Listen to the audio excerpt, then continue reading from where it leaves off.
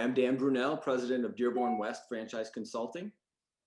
Dan, thanks so much for making time to join us on the Ivy Podcast today. Before we talk about your current role, current organization, give us a thumbnail version of your career to date. Sure, John. You know, I've been in talent acquisition for over 30 years. The first 15 of that was in the staffing industry, working for one of the large Fortune 500 staffing companies out of New York. And about 17 years ago, I left the staffing industry, the traditional staffing industry, and started up a franchise consulting company. And we essentially do two things. We recruit franchisees for market expansion purposes for our franchise clients. And we also take businesses and turn their business model into franchises and then help them distribute those as well. Oh, wow, that's super exciting. Definitely can't wait to dive a little bit deeper into that with you. So tell us a little bit about how did you get into that? How did it all come about? The franchising consultants, is it something that you've been trying to do on your own and then you just discovered that? Give us a story behind that. Yeah, well, you know what? I'm a pretty good case study for the types of candidates that I work with every day.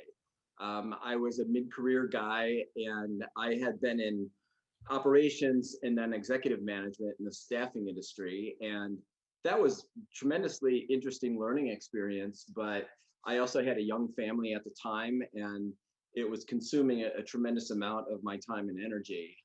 And I really wasn't getting to decide where my family lived, or where I was going to sleep at night after a while. And it just got to a point where I was ready to break away from the corporate world and do something on my own that would allow me to spend more time with my family, be home at night, and pick what city we were going to live in. So I really kind of stumbled into franchise consulting because I didn't know it existed, but it fit the bill for what I was looking for. In order to structure my life in a way that would allow me to do the things that were truly important to me. So I found it through a business opportunity. That was my initial entry into this space. I paid somebody to teach me the business, and it was such a new niche-y kind of thing that they certainly hadn't developed a final word on how to do it in terms of processes and best practices and whatnot. So my initial first year in the business, I was feeding back the organization that had trained me with upgrades to their training. I'm like, hey, you should do this, or you should try this technology or that tool. And after a while, the owner of that company just asked me to write a training product for him. So I got the opportunity to create a customized training program for a large broker network. And I've done that a couple of times so far now. And most recently, I'm working with a broker network called FranSave. Out of the Philadelphia area, and they promise to be one of the top franchise brokerage networks in the country in years to come because their embrace of technology and the philosophy of how they approach the business, I think are really quite spectacular. Mhm. No, that's very interesting. And you've mentioned technology and innovation, in franchising. Share with us what are some of the trends and ideas that you're very excited about when it comes to, franchising industry in general. What are some of the things that, you're observing, researching that, in your mind will be the next big thing? Absolutely. I know you see a lot of this kind of stuff, John, but the trends are really driven by the constant change that's inherent in our economy. I think that COVID obviously was a huge influencer on everything. Government distortions of the marketplace, quite frankly, major influencer on how things are trending. And of course, advancing technology is a real big part of that. I think that, the technology really excites me because when you look at things like just the quick service restaurant and fast casual segment out there, they are going to essentially touchless operations where the front staff is gone. I mean, you'll come into a place, you'll order off the menu on your cell phone. You already know that menus are gone if you've been to a restaurant lately. I mean, it's like, get the QR code on your phone and there's your menu. So there's no more paper or plastic menus out there. The same thing is happening with the front office or the front of house staff. There'll be a panel of lockers that are temperature controlled. You'll have the cooks from the back put a sealed container in there that is kept warm. Or if they're ordering drinks, I mean, they'll have a red locker or a blue locker, basically. So drinks are cold and meals are hot. You come up with your cell phone, it opens the door for you, and you pull your product out and go on your merry way. That's pretty high tech food stuff, but it's not limited to food. I mean, franchising covers virtually every vertical market. People may not be aware of that, but franchising is way beyond just retail and food applications. A lot of business services, consumer service, et cetera. But you have technology permeating those segments as well. Like you have sort of an Uber concept for dog walkers, where you can kind of Uber up a dog walker to go take your dog out during the day while you're at work. That's kind of cool stuff. I think also the way that sales and marketing is being approached by these franchise companies is a very much a data-driven approach these days too, which I think is pretty cool. I mean, you have roofing companies that take weather data from NOAA and they run it through an algorithm, and they can predict with a high degree of certainty how much storm damage has occurred in a given zip code based on the data. I mean, that kind of stuff is very, very cool because it's really empowering, I think, a whole new level of achievement for these franchise organizations. Oh, that's very interesting. And franchising is not something that, at least I guess, not in my circles, that it's a common trend as far as when you look at whether the technology you're building or a particular service you're trying to offer to make that franchisable, so to say, which is very interesting. And tell us a little bit more about what are some of the key ingredients for a company or an organization to become franchisable, to be very successful when it comes to franchising its services or its products? What are some of the things that you really look for initially when you consider a particular company that wants to franchise its services? Well, that's a great question, John, because sometimes you would think that it's much better to have 3 to 5 years of history and at least 20 operating units so that you have enough data to be able to make some assumptions about. But there's some very successful franchise systems that were conceived of from the very beginning as a franchise concept and were rolled out immediately as a franchise. So they didn't have history, they didn't have multiple units. So I think that it can happen from a concept directly into franchising, or it can be a concept that's been around for a while that turns into a franchise. But I think the most important thing is the cost structure of the business, which means at the end of the day, how profitable it's going to be. I personally think that if you can't make 100 grand owning your own business, you probably shouldn't be owning that business. And now I understand there's a lot of businesses that produce below that level, and people, have lots of them. They accumulate lots of different profit centers, and that's fine. If you've got 50 units all throwing off $50,000 a year, that's, I think that's pretty respectable. But it's a longer way to get there. And I personally like businesses that can, put you into a six-figure income range, because I just think it takes a lot of work to make a business successful. Even if you have a ready-made template and you're sort of painting by numbers, it's still a lot of work and a lot of effort to get there. So you should be positioning yourself with businesses that are going to reward you appropriately. So it has to have the payoff, the goods have to be there, and it's got to have a cost structure that allows that to make sense and be replicatable in other markets. If you live right next door to a furniture factory and you can get your furniture at below wholesale prices and you have almost no distribution costs, you could do really well with a business right there. Whereas a guy, 500 miles away from the factory, the whole story would be different. So we have to look at those types of elements and really make it on a case-by-case basis decision. Is this a replicatable model that other people are going to have success with? And that's really the essence of whether or not something should be franchised. Right. No, that's very interesting. And I'm pretty sure we can probably spend the rest of the episode talking about this.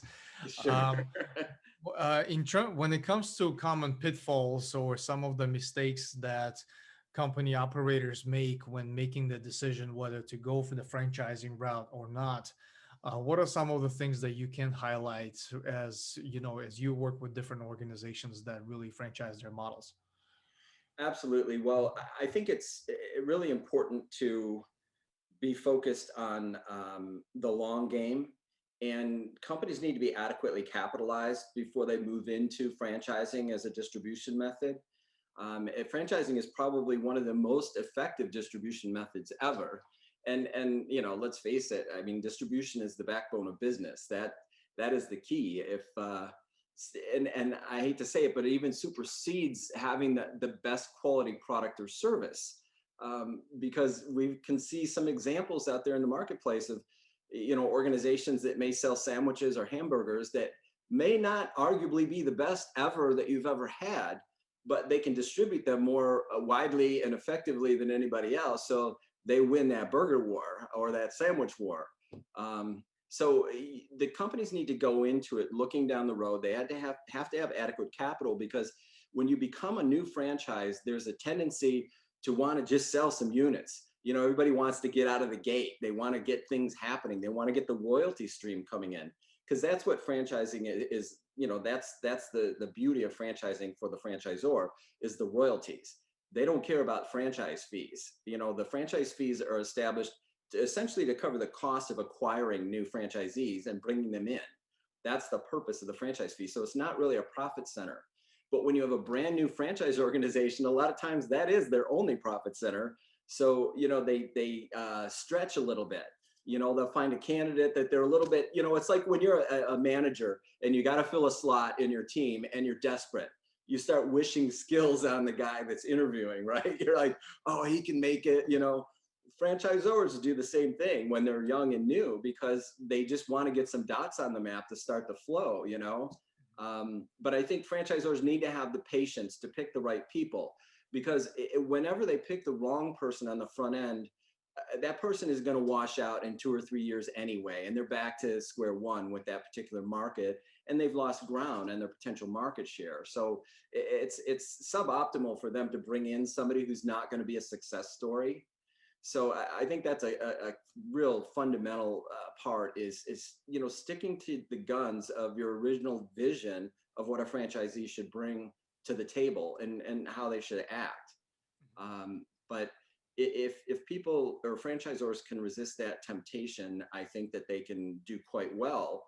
But the other thing is having an organized distribution strategy, because there's a lot of people in the world that will tell a company, oh yeah, I can turn you into a franchise.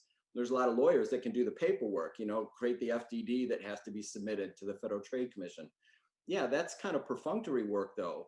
The real art is operationalizing every element of your business and turning it into a teachable format that you can show other people so that you can start to replicate that business model.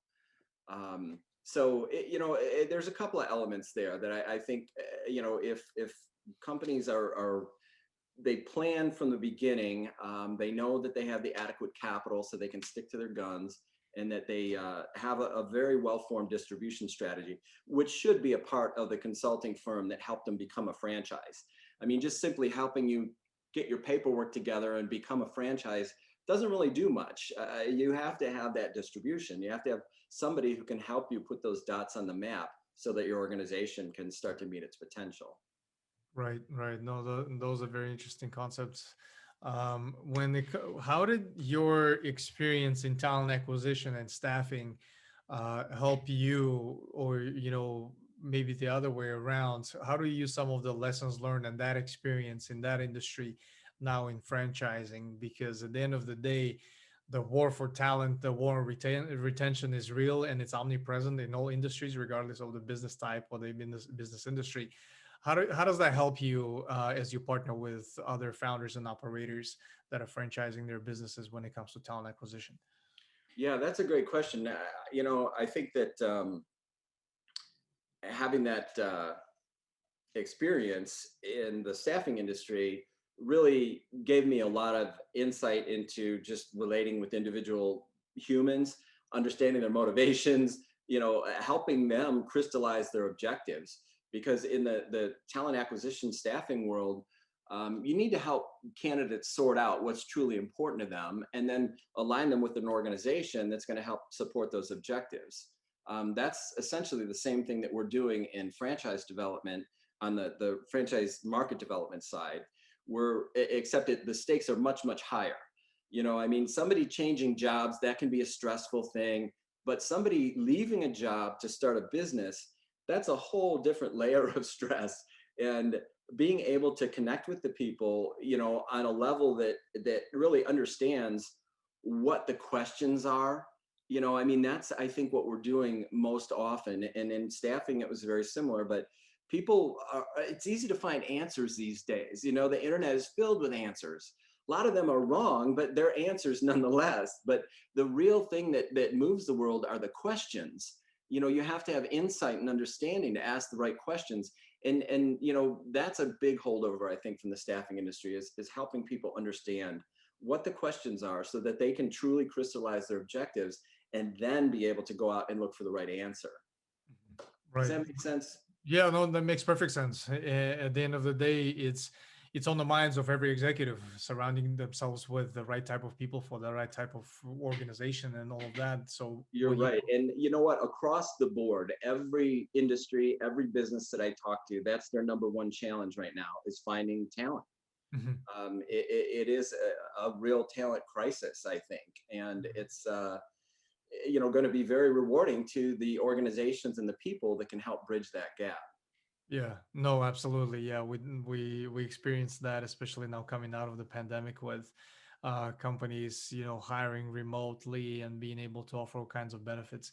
But also on the other spectrum, the competition for the same talent had increased, because now companies of the same, much better packages and much better, benefits all around, targeting the same talent pool. So that becomes a challenge, all across. When it comes to franchising on a global scale, how different is that from going on a national side, within the US, versus considering your business to go, internationally to completely other markets? Sure. What are some of the recommendations you have there that you had observed with companies that have succeeded in that space and those that have not? Yeah, I think the real key to international expansion is having people in that market that are native to that market, people who understand how government operates. There's lots of ministries of this and that to navigate in countries around the world if you want to start up a business. So you need to have people on the ground that have had experience dealing with governmental agencies or environmental agencies, or whatever the roadblocks are. You need people that are, I think, familiar with those roadblocks in that particular country to be able to effectively navigate them. But the mechanics of franchising is very, very similar, in terms of the model and the training and conveying information and all of that. I think the biggest point, before they get to an international location, is making sure that their product or service translates well into that culture.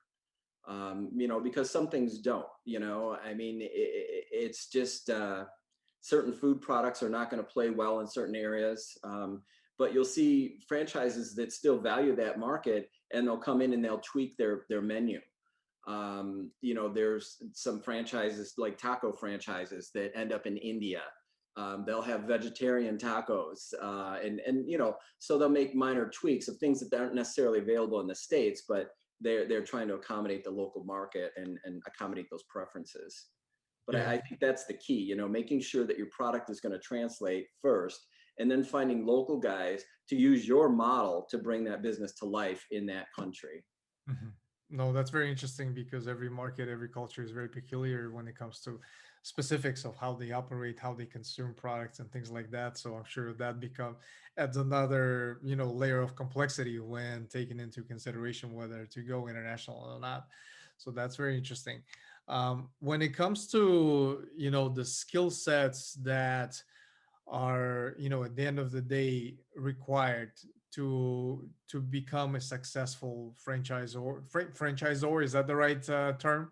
Yeah, The there's franchisors and franchisees. Yeah, So yeah. so those that basically build a business and then scale that to a level where you are ready to make that a franchise for others to operate your business, on their own. What are some of the traits and skills that you have observed through your experience that really make that particular founder operator more successful than the others? Well, it's funny. I think that achievement is a pretty simple thing. And you'll see that people that are high achievers in whatever they do, it's because of their work ethic and their intellect that they apply to the equation. I mean, I remember several years ago, Tim Sanders put out a book called Love is the Killer App. And I think it's still very, very true. I mean, people need to have that love and that care about what they're doing, and they need to have a mental attitude that I'm going to do the best at whatever I'm doing. I think that if you have a successful person with a successful outlook, you can give them a hot dog cart out in front of Home Depot and they'll make that thing rock. You could also give them a Friday's restaurant, which is orders of magnitude more complexity, and they'll make that rock too, because it's an innate thing that somebody says, I'm not going to try this. I'm going to do this, and I'm going to be in the top 20% when I'm done. That's what makes the difference between a successful operator and a not successful operator, irrespective of how good the model is, because a model is simply a tool. And then a tool in the right hands can do beautiful things, but in the wrong hands, a tool can be simply a device for destruction. So it really comes down to the operator having those innate success qualities, and they can work, because that's the beauty of a franchise. It's a model that's already been tested. You don't have to rethink it. You just need to execute on it. Mhm. And that allows people with a lot of personal success motivation to really thrive and do their best. Mhm. Right, right. No, that's very interesting.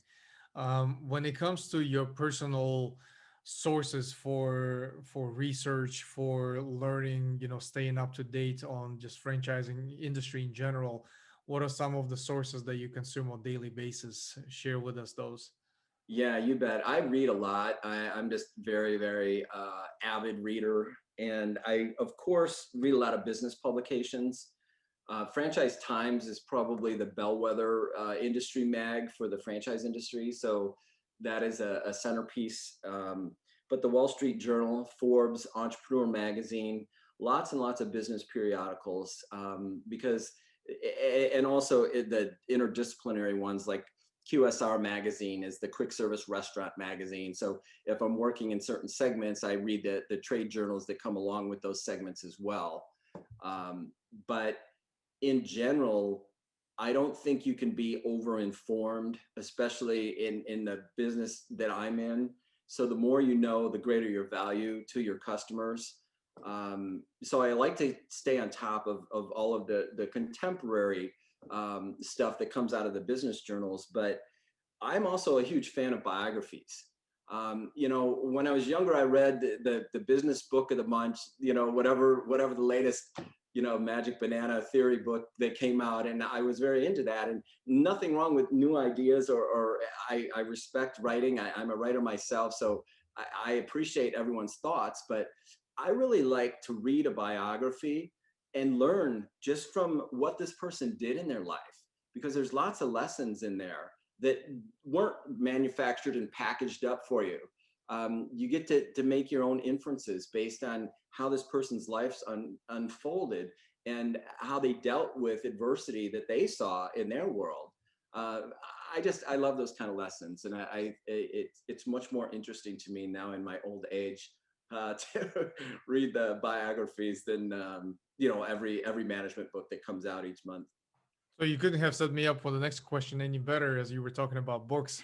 What are you currently reading, and what is one book that you always recommend to others, and why is that? Wow. You know, there's a lot of great books out there, and I have to say, right now I'm reading the Killing Crazy Horse. It's one of those biographies that Bill O'Reilly and Martin Dugard put together. They've done several, but this one's on the um, just the tragic nature of how the U.S. government interfaced with the Native American tribes in the 1800s. Um, but that's what I'm reading right now, along with my daughter was a big fan of the Hamilton play, so she got me interested in Alexander Hamilton. So I just finished Ron Chernow's Alexander Hamilton biography, which is a great book, but boy, you could give yourself a back strain carrying it around because it's a pretty big tome. But I also like um, I guess as far as if there was one book, I mean, the only thing that, in all fairness, that I could say is the Bible. Quite frankly, I think it is an amazing tool for how to live and how to thrive. So if I had to pick one, that would be my one book. Oh, that's great. Those are awesome recommendations, and we'll make those available in the show notes for our listeners. And then for anyone who would love to get in touch with you, discuss ideas on, potentially franchising or whatever the case may be, what's the easiest way to connect with you?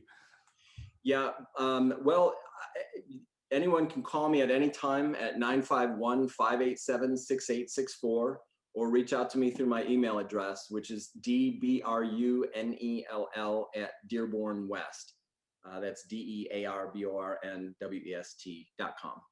That's awesome. And we'll list your contact info if you'd like in the show notes Yeah, as that'd well, be so that beautiful. folks Thank can you. connect with you. Dan, I can't thank you enough for your insights today. It was very short, but very insightful conversation. Personally learned quite a bit.